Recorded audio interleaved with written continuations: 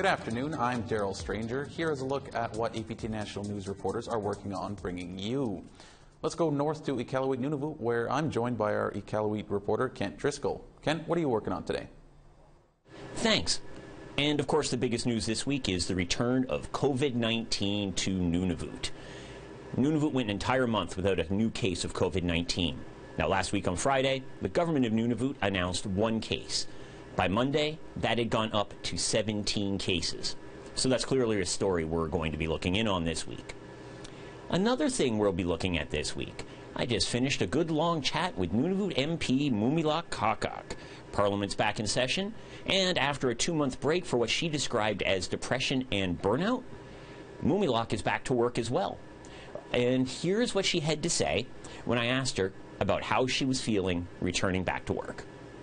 And it took quite a while before I really felt like I was actually in a spot where I could do that work and feel better. It took a couple of weeks for me to really wrap my head around what I was going through and what I was experiencing and what I had just witnessed. And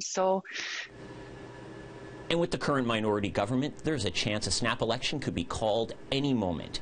Last time we talked to Qaqqaq, we asked her if she would be running again in the next federal election. She wasn't sure then, so of course we asked it again. Her answer? We'll have that for you later this week on APTN National News. Back to you in Winnipeg.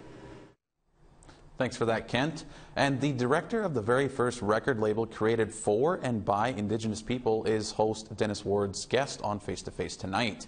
Red Music Rising was launched last August by Coalition Music and APTN. Matt Moss says the pandemic has been absolutely devastating for the music industry. Particularly, in Toronto, sort of what I'm seeing firsthand is, not only are, our artists struggling and industry struggling, the venues are struggling, like really, important historic spaces for performances across the country, but, at home here in Toronto as well. Everyone's really, really struggling. And I'm really looking forward to, again, hopefully by the, the end of this year, potentially concerts making a return and just, having the opportunity to breathe life back into that sector of the industry and of course, allow artists to tour and bring in money and, get back to real life, I guess. That's just some of what we're working on for you. Be sure to tune in tonight on APTN National News at 6 Eastern and Mountain Time.